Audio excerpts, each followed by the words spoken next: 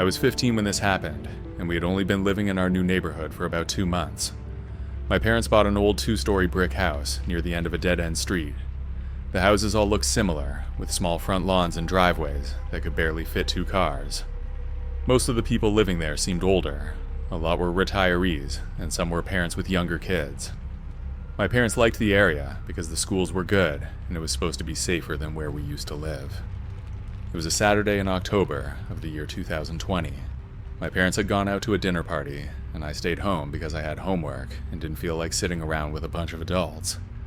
It was around 7 in the evening when they left. I made myself a frozen pizza and took it to the living room. The TV was on, but I was mostly scrolling on my phone and half paying attention. At around 8:30, there was a knock at the door. It wasn't a light knock either. It was 3 loud bangs, like the person wanted to be heard over music or noise, but the house was quiet. At first I thought it might be one of the neighbors coming by to say something, but I didn't know anyone well yet, so it felt strange. I looked through the window and saw a man standing there. He looked to be in his late 40s. He had short graying hair and was wearing a light jacket and jeans. His hands were in his pockets, and he was standing very close to the door. He leaned in slightly, as if waiting for me to answer. I didn't open right away, and then he knocked again. This time he said, "Hey, sorry to bother you. I'm your neighbor down the street. I locked myself out, and I need to use your phone to call my wife." I didn't recognize him though. I knew the houses directly on each side of us. On the left was an older couple who'd introduced themselves the week we moved in. On the right was a young family with 2 little kids. I'd seen them outside a few times, but they kept to themselves. Beyond that, I didn't know the rest of the street very well. I asked through the door which house he lived in, and he said the blue one a few doors down. I knew the house he meant, but I had no way to be sure he really lived there. I said I couldn't let him in, but I could call someone for him. He casually said that it would be quicker if I just let him in to use the phone. We went back and forth a bit from there, and his tone wasn't friendly anymore. It sounded like he was trying to convince me rather than ask, so I repeated that I wasn't opening the door. After a few seconds, he muttered something under his breath, stepped off the porch, and walked away down the street. For the next half hour, I kept looking out the windows. I couldn't see him anywhere, but I didn't feel relaxed. We had a small backyard with a wooden fence, so I went upstairs to look from my room. The yard was empty, but I thought I saw movement near the back corner of the fence. It might have just been an animal, but I stayed upstairs for the rest of the night. I thought about calling my parents, but I knew they would come home if I did, and I didn't want them to think I couldn't handle being home alone. I also thought about calling the police, but I didn't have much to tell them, besides a man knocked on the door and made me uncomfortable. I finally sat back on the couch with the television on low, but I didn't really focus on it. By the time my parents got back, it was close to 11:30. I heard the garage door open and felt relieved. My dad came in first, and my mom followed. They asked how my night was, and I told them about the man at the door. I explained everything I could remember, including how he claimed to live in a blue house. My dad asked me to describe the man again. When I did, he shook his head and said no one like that lived on our street that he knew of. My mom looked worried and asked if I was sure about the details. I told her I was. My dad went outside to look around, but the street was empty by then. The lights in most of the houses were off, and no one was outside. We went to bed that night, and the next day when I got up, both of my parents were sitting at the kitchen table talking. As soon as I walked in, they told me to sit down. That morning, my dad had gone to the blue house to introduce himself to the neighbors and find out about the guy. It turned out that a single old lady lived in the house alone. My dad asked her if she knew anything about the guys that came to our door, but she said she didn't. My parents had already called the police, and I had to repeat the whole thing to them. All the other kids on my street heard about it, and we were all supposed to stay off the street at night. I don't know if he was ever caught, because he probably just moved on to another neighborhood after. I guess it's good that he didn't come back, but it really would have been better if he was behind bars.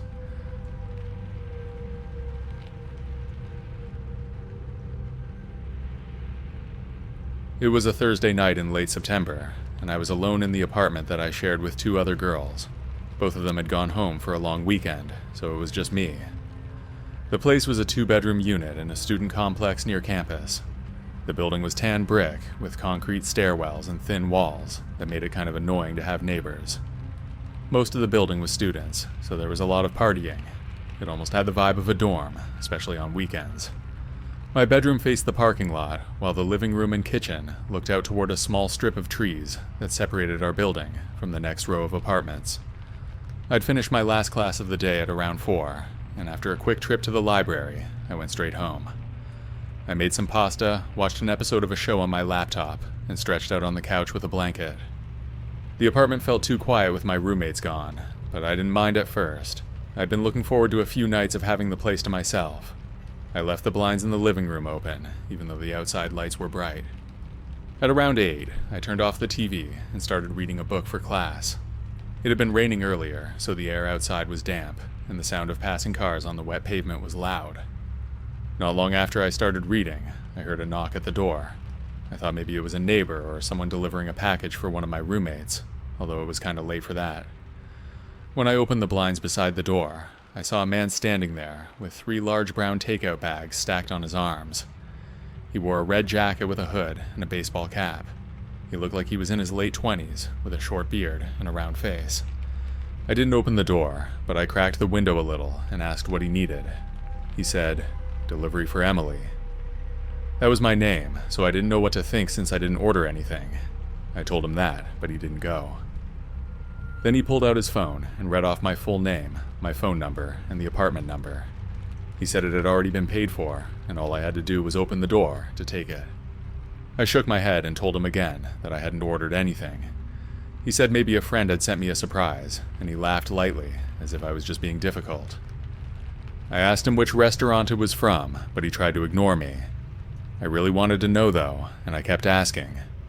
He shrugged and said he just did the deliveries, and that all the information he had matched my address.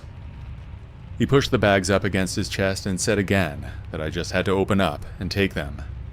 His body was angled close to the door, almost leaning toward it, like he was ready to step inside as soon as it opened. He kept his feet planted firmly, and even when I told him I didn't want the food, he didn't offer to take it back. I was used to delivery drivers who dropped things quickly and left.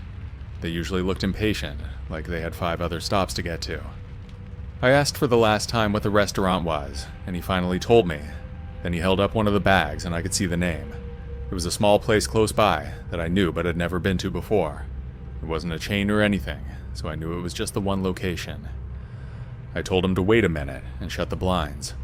I decided to call the restaurant directly, the one he had named. It rang a few times before someone picked up. I asked if they had an order for my name, address, or phone number. The woman on the line checked and said nothing like that had come through. I asked if maybe it had just been placed within the last hour. She said she could see every order from the night and mine wasn't there. I hung up and peeked through the blinds again. He was still there, holding the bags, but his expression was less friendly now. I told him I'd called the restaurant and they didn't have my order. He stood there like an idiot for a few seconds and didn't say anything. Then I told him I wasn't opening the door and that he needed to leave.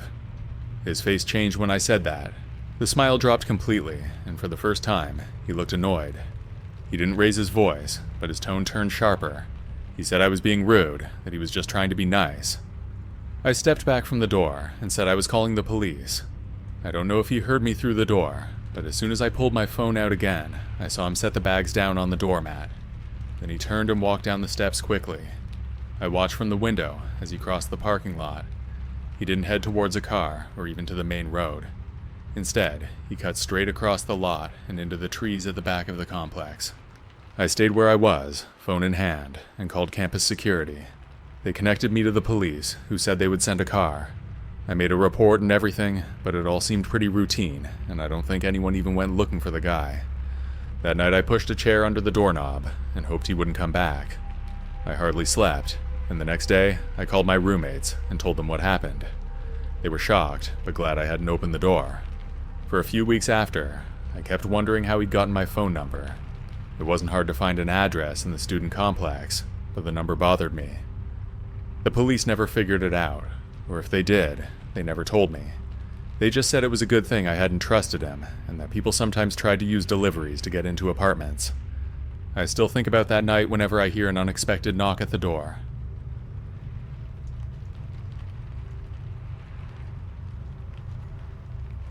I was 22 and living in a small rental house with my friend Sandy, who I knew from college. It was a 1.5-story place with beige siding and a steep roof. I had the room upstairs, and Sandy had a room in the basement. She had more space down there, but I didn't like how dark it was, so I thought that I got the better deal. The main floor had a living room with old beige carpet, a kitchen with linoleum tiles that curled at the edges, a tiny dining area, and a bathroom. It was a Tuesday night in early October, and Sandy was away for the week with her boyfriend. The air had cooled down enough that I kept the windows open during the day, but the house always felt a little damp in the evenings. I just finished dinner and was stretched out on the couch with my laptop propped up on my knees. The living room lamp gave off a dim yellow light, and the only other sound was the hum of the refrigerator. Then a faint sound came from above me, like a step on the upstairs floorboards. I froze and tilted my head, waiting for it to happen again, but it didn't, so I told myself it was nothing. I went back to scrolling through a few articles online, but I couldn't stop thinking about it. Then about 10 minutes later, I heard it again. This time it was even more obvious. It sounded exactly like someone moving carefully across the floor upstairs. I looked over at the stairwell. The stairs rose up from the living room and curved slightly to the left, so from where I was sitting, I could see the bottom steps but not the landing at the top. To calm down, I turned on the small television that sat against the far wall. I flipped through channels until I landed on a rerun of the show Friends, which I used to watch in high school. The canned laughter made the house feel less quiet, but I still kept glancing at the stairwell. By 9:30, I decided that I needed to get over it. I had an early shift at work the next day and needed to get to bed. I gathered my dishes from the coffee table, rinsed them in the sink, and switched off the lamp. The living room felt darker than usual, and I hesitated at the bottom of the stairs longer than I like to admit. Finally, I told myself I had to stop acting paranoid. I climbed the steps slowly, gripping the rail, and tried to convince myself everything was fine. The upstairs hallway was short, just long enough for the single bedroom, my bathroom, and a linen closet.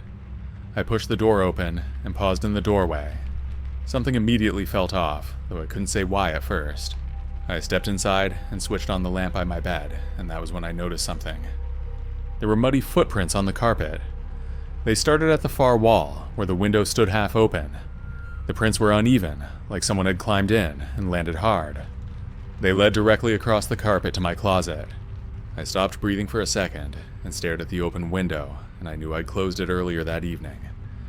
The prints were clear, and each one looked dark against the light beige carpet. My hands started to shake, and I backed out of the room slowly. I knew I had to get somewhere safe. The upstairs bathroom was right across the hall, so I slipped inside, locked the door, and sat on the edge of the tub, with my phone clutched in my hands. As soon as I was in there, I called the cops, but it wasn't long before I wished that I'd left the house. To be honest, I was really kind of worried that the intruder was already gone, and maybe they were outside, so I didn't know what to do. They told me on the phone to stay where I was and keep the door locked, so that's what I did. While I waited, I stared at the bathroom door and listened for any sound in the hallway. I thought I heard something once, but I wasn't sure if it was real or just my nerves. The dispatcher kept talking to me, asking simple questions to keep me focused, and she told me that the police were close. The wait probably felt longer than it really was, but when the dispatcher finally said the officers were outside, I nearly dropped the phone in relief. She told me not to open the door until I heard them identify themselves. A loud knock came from downstairs, followed by a voice calling, "Police!" I unlocked the bathroom door and stepped out slowly. The officers asked me to stay in the hallway while they checked the bedroom. I watched them push the door open and step inside with their weapons drawn. Then one of the officers pulled the closet door open. A second later, a man stumbled out of the closet. He was tall and dirty looking, his face was pale and sweaty, and in his hand he clutched a knife with a black handle. The second officer grabbed his arm while the first pinned him against the wall. The knife clattered to the floor, and I heard the metallic sound of handcuffs snapping shut. I stood still in the hallway, watching as they forced him down onto his knees. One officer called for backup on his radio, while the other searched the man's pockets. I realized my hands were still shaking, and I'd been holding my phone the whole time. When they finally left, they told me I should call a friend or a family member to stay the night. I phoned my older brother, and he drove over within 20 minutes. While I waited for him, I sat in the kitchen with every light turned on. I kept replaying the sound of the footsteps in my head, and thinking how easily I might have gone to bed without noticing anything. I never thought the area was that bad for crime, so this shocked me. I stayed there until the lease ended, but I never really felt comfortable again.